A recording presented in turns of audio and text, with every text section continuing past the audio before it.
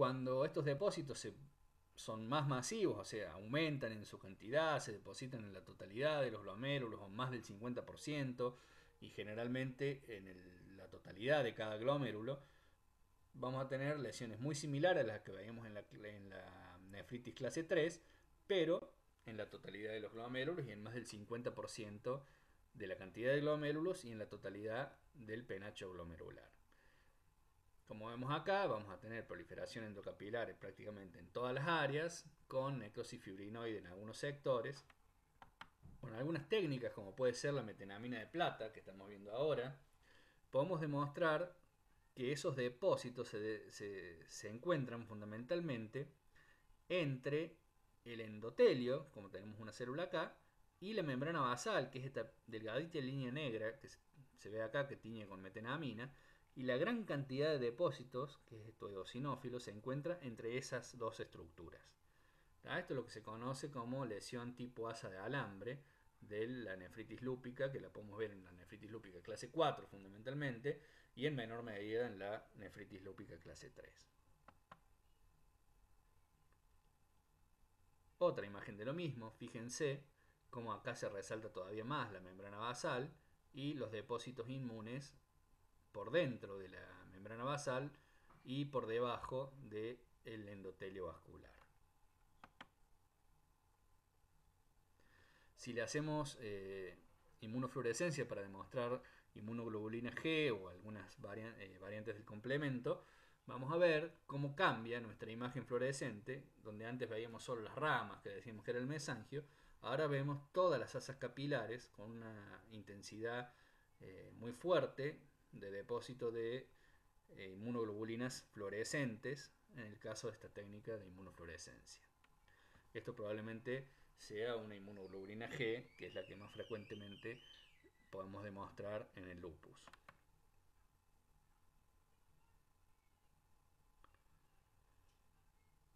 Finalmente vamos a mencionar las últimas dos formas de nefritis lúpica, que en el caso de la nefritis lúpica de clase 5 se puede combinar con cualquiera de las anteriores que veníamos mencionando. ¿Qué pasa en la nefritis lúpica clase 5? Bueno, esos depósitos inmunes, en lugar de depositarse entre el endotelio y la membrana basal, se van a depositar entre la membrana basal y el podocito, que es la célula más externa en la pared capilar del glomérulo. Lo que va a lograr esta localización de los depósitos es que, para tratar de superarlo, en vez de proliferar células, como era el caso del depósito subendotelial, lo que va a pasar va a ser un aumento marcado de la síntesis de la membrana basal, que va a tratar de englobar esos depósitos inmunes que se ven en rojo con las técnicas de Masson, de tricrómico de Masson, y esa membrana basal los va a englobar para tratar de resolver. ¿Y qué problema nos va a traer eso? Bueno, por un lado va a afectar severamente la barrera de filtración glomerular, permitiendo la salida de proteínas, y va a causar proteinurias probablemente mucho mayores a la de nuestro paciente. Por eso nosotros no sospechamos que nuestra paciente tenga una nefritis lúpica de clase 5.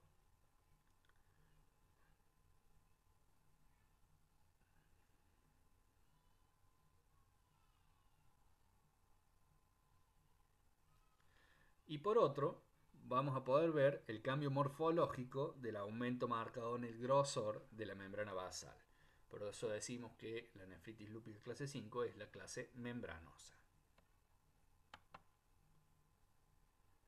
Si uno pudiera ver al microscopio electrónico las alteraciones membranosas del lupus, veríamos que en principio, si tomamos como que esta línea acá continua es la membrana basal, esto acá un poco más oscuro es el citoplasma de la célula endotelial, y vemos que empiezan a formarse complejos inmunes electrondensos sobre la vertiente epitelial de la capa basal.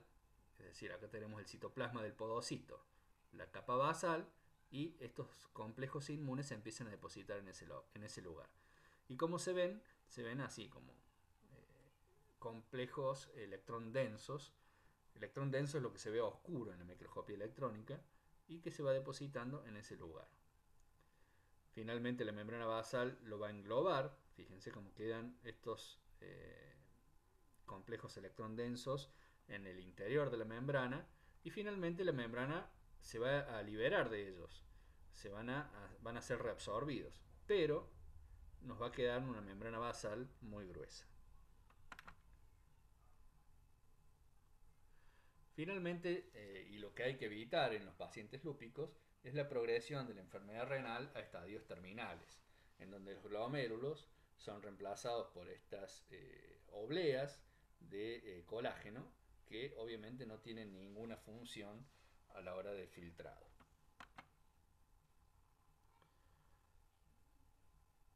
El lupus eritematoso sistémico es una patología que nos puede afectar básicamente cualquier órgano de nuestro organismo por diferentes mecanismos. Y alguna de esas lesiones particulares es la endocarditis de Lehmann-Sachs, en la cual vamos a tener la formación de estas vegetaciones que van a estar un poco por debajo de los bordes de coaptación de las valvas, y van a ser un poco mayores a las vegetaciones que vemos en la carditis reumática, por ejemplo, de la fiebre reumática, y de menor tamaño a las de la endocarditis infecciosa, y fundamentalmente no friables como estas.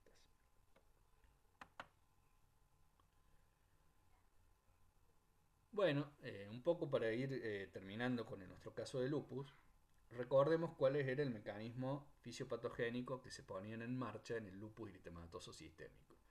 Habíamos dicho por un lado que teníamos hipersensibilidad de tipo 2, es decir, una lesión provocada por autoanticuerpos. Veamos cómo nos esquematiza el Robbins de qué forma estos autoanticuerpos nos pueden lesionar. Por un lado, vamos a tener la opsonización y la fagocitosis clásica que provocan los anticuerpos, que es una forma de la lesión. Por otro, la amplificación de la respuesta inmune con la activación del complemento. Esas son las dos formas más clásicas de la lesión por autoanticuerpos. Pero además podemos tener en algunas patologías una disfunción mediada por anticuerpos en la cual los anticuerpos van a funcionar como bloqueadores o como agonistas de algunos receptores. Y ese es el caso, por ejemplo, de la enfermedad de Graves. Recordar que vamos a generar anticuerpos que van a funcionar como si fuesen la hormona tirotrofina. ¿Tá?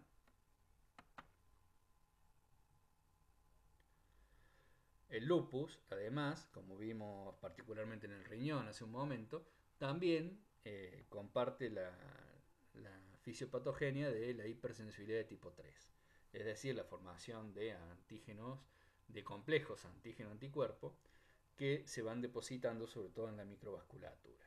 Y eso puede ser causante de patología renal, como vimos, o de vasculitis en otros lugares que no sean el riñón. Estos son los esquemas que tenemos en el Robbins de cómo se va produciendo el daño a nivel de la microvasculatura por hipersensibilidad de tipo 3.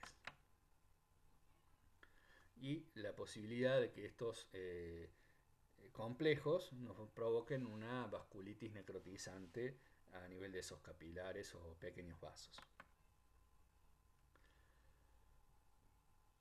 Finalizando, tenemos que bueno, el lupus eritematoso sistémico es una patología autoinmune que tiene una predisposición genética que se puede desencadenar por algunos factores ambientales, algunos ya bien comprobados, como el caso de la luz ultravioleta, el nivel hormonal estrogénico, y se plantean posibilidades de que haya algunas infecciones, algunos virus, como también desencadenantes de esta patología. En cuanto a lo genético, tienen más riesgo los pacientes con HLA de tipo D2, 3 y 4, y con algunas alteraciones de las proteínas del complemento, entre otras cosas, ¿no? Esto nos va a llevar a una respuesta inmunitaria normal, con la producción fundamentalmente de autoanticuerpos contra múltiples antígenos propios que van a ser el causal de lesiones a nivel de múltiples órganos y sistemas. No olvidar siempre que ante una mujer joven con una patología crónica inflamatoria, el lupus debe ser una de nuestras primeras sospechas. Y brevemente vamos a repasar este caso, que es para ilustrar un poco qué pasa cuando nuestro sistema inmune falla por defecto. En este caso es un varón de 36 años que ingresa por guardia con cefalea intensa, vómitos, fotofobia, tener en cuenta este signo, y una temperatura axilar de 39 grados Celsius. Bueno, obviamente acá lo que domina el cuadro es la cefalea intensa con la fotofobia y los vómitos, en lo que se conoce como un síndrome meningio. Uno tiene que descartar en este caso una afección a nivel meningio que, bueno, que fundamentalmente además comprometen la vida de los pacientes de manera muy rápida. Además, epidemiológicamente encontramos que nuestro paciente es portador del VIH y que esto nos abre la posibilidad diagnóstica a múltiples lesiones que se pueden producir a nivel meningio en pacientes en los cuales su inmunidad esté severamente afectada, que no vamos a sospechar de ellos cuando tenemos ante pacientes con una inmunidad en condiciones normales. Lo primero que tenemos que investigar ante pacientes con síndrome meningio es cómo está el líquido cefalorraquídeo. Ustedes saben que el líquido cefalorraquídeo es el líquido que discurre en la leptomeninge y que en condiciones normales prácticamente es un líquido acelular y que no vamos a encontrar prácticamente nada.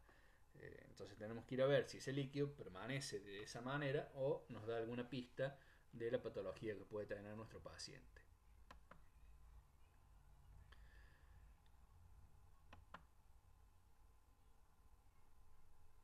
Le vamos a hacer una punción a nivel lumbar, que es la localización donde menos riesgo tenemos de lesionar algún componente del sistema nervioso a nivel de L1,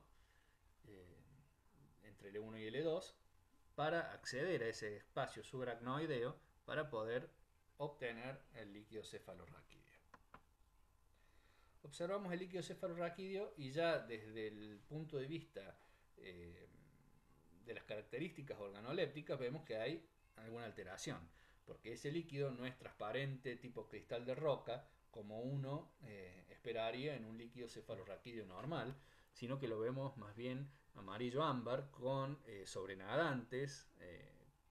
Es un líquido macroscópicamente marcadamente normal.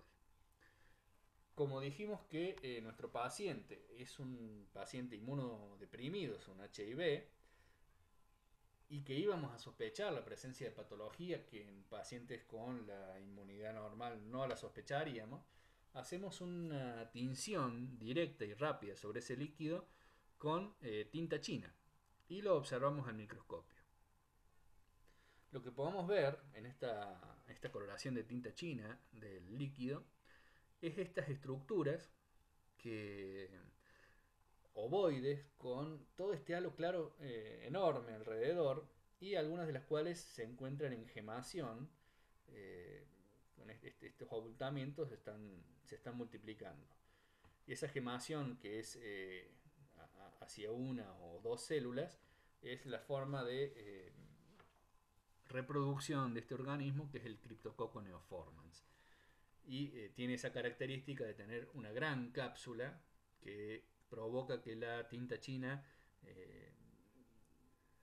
no se adhiera de buena manera y sobre un fondo oscuro ver la forma del hongo.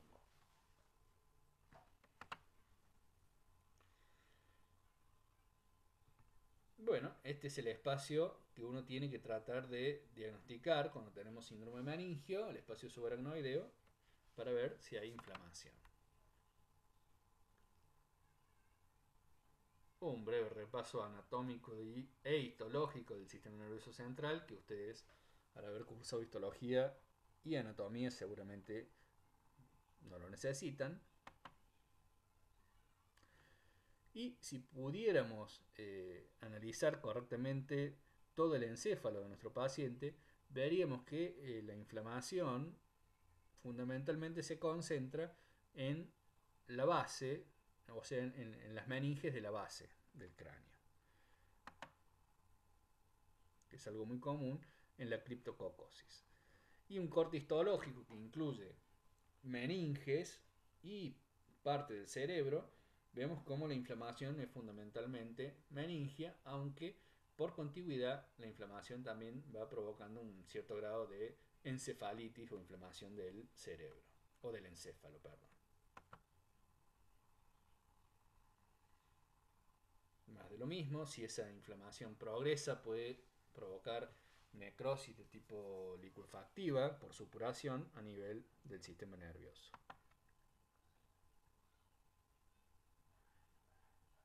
Y podemos demostrar por biopsia también la presencia de elementos micóticos correspondientes al Cryptococcus neoformans.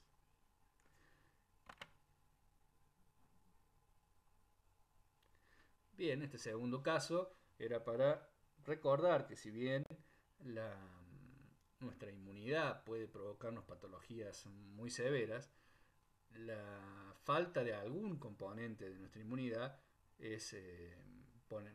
va a poner en riesgo severamente nuestra vida frente a organismos que en general no nos provocarían ningún tipo de patología, como es el Cryptococcus neoformans, que lo encontramos básicamente en cualquier lado, y sobre todo en cualquier lado donde haya heces de paloma, que es un reservorio muy importante el tema de las palomas con el criptococo. Bueno, muchas gracias por su atención, y cualquier duda o consulta nos encuentran a los profes por WhatsApp, y próximamente también en Petco. Muchas gracias.